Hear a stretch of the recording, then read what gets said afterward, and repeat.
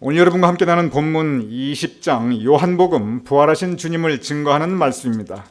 마치 영화의 한 장면처럼 생생하고 그리고 아주 구체적으로 기록이 되어 있습니다. 부활하신 모습을 묵상하면 그냥 부활 이렇게 되어 있는 것이 아니라 분명히 구별되는 세 가지의 단계가 있습니다. 맨 첫 단계는 예수님의 고난입니다. 주님께서 고난받으셨습니다. 그 고난의 절정에 십자가 위에서 죽으셨습니다. 그리고 무덤에 들어가셨습니다. 부활절의 감사와 기쁨은 곧바로 감사와 기쁨으로 시작하지 않습니다. 부활절의 감사와 기쁨은 바로 이 고난과 죽음으로부터 시작합니다. 부활절의 본문 요한복음 20장은 오늘 첫 번째 본문 마리아는 무덤 밖에 서서 울고 있더니 이 말씀으로 시작합니다. 왜 마리아가 울고 있습니까? 그 이유는 바로 그 무덤 안에 예수님께서 싸늘한 시체가 되어 누워 있을 거라고 생각하니 마리아는 그 무덤 밖에 울고 서 있었던 것입니다. 오늘 본문 마리아, 막달라 마리아, 그는 예수님을 영접하고 은혜 받고 그리고 변화받은 사람이었습니다. 예수님의 목회를 힘써 도왔던 사람이었습니다. 저는 생각해 봅니다. 저는 성경 말씀을 읽으면서 저의 영적 상상력을 한번 동원해 봅니다. 막달라 마리아가 예수님께서 고난당하셨을 때 그의 성격에 분명히 기도하였을 것입니다. 예수님께서 고통받을 때 하나님, 우리 예수님 지켜주세요, 보호해 주세요. 분명히 기도했을 것입니다. 예수님께서 십자가에 못 박혔을 때 하나님 기적을 보여주세요. 풍란도 장창케 하신 예수님의 능력을 보여주세요. 분명히 기도했을 것입니다. 악하고 독한 무리들이 예수님을 공격하고 고문하고 죽일 때 분명히 기도했을 것입니다. 하나님 정의를 세워주세요. 저 나쁜 사람들 당장 벼락이라도 내어쳐 저 사람들 벌 주시고 우리 예수님 살려주세요. 예수님께서 고난당하실 때 그리고 고통스럽게 죽어가실 때 오늘 본문 막달라 마리아는 분명히 그냥 멀거니 서 있지는 않았을 것입니다. 분명히 간절히 그 시간 하나님께 기도했을 것입니다. 그러나 하나님께서는 침묵하십니다. 예수님이 조롱당할 때 하나님은 침묵하셨습니다. 예수님이 고난당할 때 하나님은 침묵하셨습니다. 예수님이 십자가에 못 박혀 돌아가실 때 하나님은 침묵하셨습니다. 예수님께서 무덤에 들어가실 때 하나님은 침묵하셨습니다. 막달라 마리아가 아무리 기도했겠지만 그러나 하나님께서는 아무 반응 보이지 않으셨습니다. 무덤 밖에 서서 울고 있더니 이 막달라 마리아의 울음의 의미는 무엇입니까? 그 눈물의 의미는 무엇입니까? 이제 모든 것이 다 끝났구나. 결국 다 소용없구나. 저 예수님 고통당하고 죽으시고 무덤에 누워있는 걸 생각해 보니 믿음도 소용없고 기도해봤자 소용없고 이제 하나님도 소용없구나. 이럴 거야. 그동안 내가 왜 이 고생을 했던가. 자기 연민의 울음입니다. 애통함의 울음입니다. 무덤 밖에 서서 울고 있더니 예수님의 부활은 바로 이 울음으로부터 시작하고 있습니다. 우리의 신앙생활도 그럴 때가 있습니다. 고난의 시간이 있습니다. 고난 가운데 기도하고 기도해도 간절히 기도해도 하나님께서 침묵하시는 그 무응답의 시간이 있습니다. 응답은 고사하고 오히려 상황은 점점 더 나빠지는 경우가 적지 않습니다.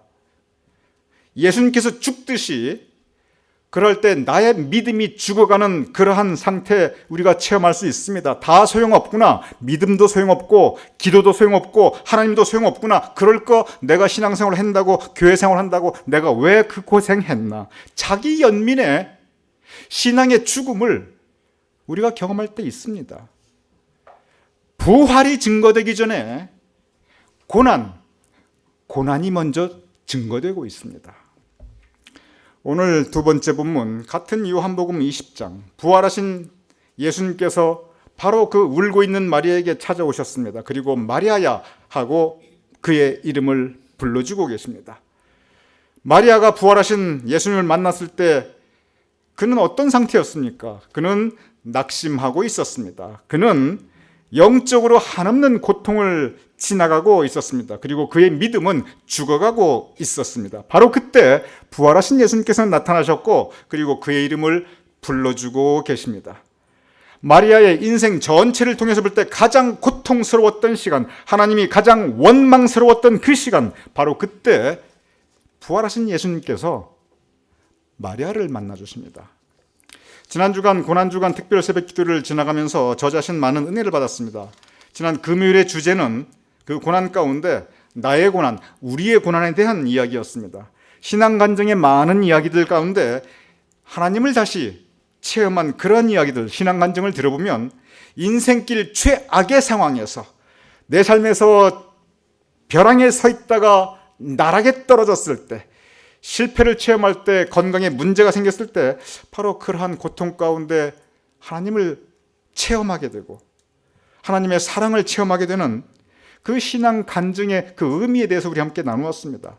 시편 119편 71절은 이렇게 기록되어 있습니다. 고난당한 것이 나에게 유익이라. 고난당한 것이 어떻게 유익이 될 수 있습니까? 우리가 모두 다 피하고 싶은데, 그런데 바로 그 고난 때문에 하나님을 다시 체험할 수 있습니다.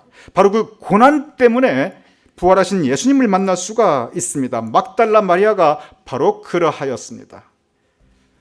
예수님의 부활은 바로 고난받는 사람에게, 좌절하고 낙심해 있는 사람에게 예수님께서 다가오셔서 그리고 이름을 불러주셨습니다. 부활의 단계를 보면 첫 번째는 고난이고, 두 번째는 바로 부활 그 자체, 부활하신 예수님을 만나는 것이고, 세 번째가 있습니다. 세 번째는 예수님의 파송입니다. 모여있는 제자들 가운데 부활하신 예수님께서 오셨습니다. 오늘 세 번째 본문을 보면 첫 말씀이 예수님께서 뭐라고 말씀하셨냐면 너희에게 평강이 있을지어다, 평화를 선포하고 계시는데, 바로 이때 상황을 가만히 생각해 보면 전혀 평화스럽지 않은 상황이었습니다. 제자들은 문을 닫고 그리고 방에 모여 있었습니다. 엄격히 말하면 모여 있는 게 아니고 숨어 있었던 것입니다. 왜 숨어 있었습니까? 바깥 세상이 너무 살벌하였기 때문에 그랬습니다. 바깥 세상이 너무 위험하였기 때문에, 악한 사람들이 너무 많기에 세상 사는 게 불안하였습니다. 세상 사는 게 힘들고 두려웠습니다. 이 세상 사는 게 도대체 살아있지만 이 죽는 것보다 못한 상황이, 그게 바로 이 제자들의 상황이었습니다. 그래서 그들은 숨어 있었습니다. 그러한 그들에게 예수님께서 이렇게 말씀하십니다. 오늘 본문 20장 21절입니다. 아버지께서 나를 보내신 것 같이 나도 너희를 보내노라. 이 보낸다는 것을 가리켜 파송이라고 합니다. 그러면 예수님께서 숨어있는 제자들에게 오셔서 파송을 하시는데 지금 어디로 파송하고 계십니까? 예수님께서는 제자들을 바로 그 세상, 그 살벌한 세상, 위험한 세상, 불안하고 두려운 세상, 악이 판치는 전혀 평화롭지 못한 그 세상으로 제자들을 지금 파송하고 계십니다. 이유가 있습니다. 왜냐하면 바로 그곳이 그들의 삶의 자리이기 때문에 그렇습니다. 바로 그것이 그들의 삶의 현장이기 때문에 그렇습니다. 예수님께서는 바로 그 삶의 자리, 삶의 현장에 제자들을 파송하고 계십니다. 여기서 우리가 받을 부활절의 큰 교훈이 있습니다. 부활하신 주님께서 이 시간 저와 여러분을 만나주고 계십니다. 그리고 우리를 만나주신 부활하신 주님께서 여러분과 저를 파송하고 계십니다. 파송하시되 어디로 파송하시냐면 우리의 삶의 자리, 우리 현실의 삶의 현장으로 우리를 파송하고 계십니다. 우리의 삶의 자리, 우리의 현실, 고난이 많은 곳입니다. 걱정, 근심이 많은 곳입니다. 수고하고 무거운 짐을 지고 가야 하는 곳입니다. 불안한 곳이고 두려운 곳입니다. 즐거움보다 한숨과 눈물이 그리고 고통이 더 많을 수 있는 곳입니다. 기왕에 우리를 보내시되 좋은 곳으로 보내시면 얼마나 좋겠습니까? 안락하고 편안한 자리로 보내기도 하고 언제나 즐겁고 기쁜 자리만 있는 그런 곳으로 보내기도 하고 좀 부유하고 모든 것이 그냥 내 잔이 넘치나이다 감사할 수 있는 그런 곳으로도 보내고 높은 자리, 귀한 자리, 영광 받는 자리로만 보내주시면 얼마나 좋겠습니까? 그런데 하나님께서 파송하는 자리는 내 삶의 자리입니다. 지금 내 삶의 자리가 아무리 힘들다 할지라도, 지금 내 삶의 현장이 아무리 고통스럽다 할지라도, 지금 내 삶의 현장이 아무리 수고하고 무거운 짐을 짐지고 가다가 지치다 못해 쓰러져 있는 곳이라 할지라도 바로 그곳으로 주님께서 우리를 보내시고 계십니다. 부활의 흐름이 있습니다. 첫 번째 단계는 고난입니다. 두 번째 단계는 부활입니다. 세 번째 단계가 있습니다.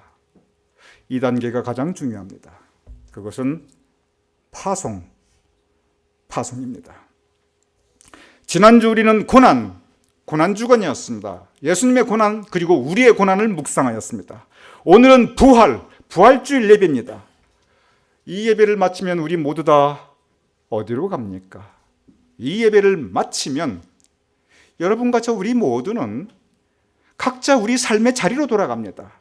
여러분의 가정으로 돌아가고 여러분의 일터로 돌아가고 여러분의 동네로 돌아가고 각자 우리의 삶의 현실, 삶의 현장으로 돌아갑니다. 바로 그곳에서, 바로 그 삶의 자리에서 예수님의 제자로서 살아갈 것을 주님은 명령하고 계십니다.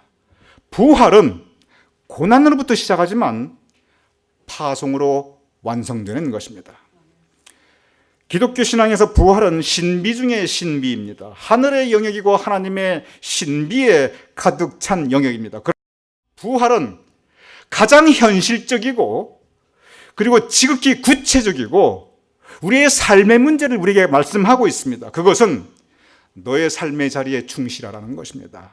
너의 삶의 현장에서 예수님의 제자답게 살아라는 것입니다. 부활하신 주님께서 우리를 만나주시고 비록 그곳이 힘들다 할지라도, 여전히 고난스럽다 할지라도, 여전히 수고하고 무거운 짐이 있다 할지라도, 눈물 있는 곳이라 할지라도 바로 그 삶의 자리에 우리를 보내시고 계십니다. 그 삶의 자리에서 예수님의 제자로 살아가며 그리스도의 향기를 풍기며 그리스도의 빛을 함께 발할 수 있는 부활하신 예수님의 은혜와 사랑을 우리 삶의 자리에서 함께 나눌 수 있는 파송받는 여러분 제가 될 수 있기를 주님의 이름으로 축원합니다.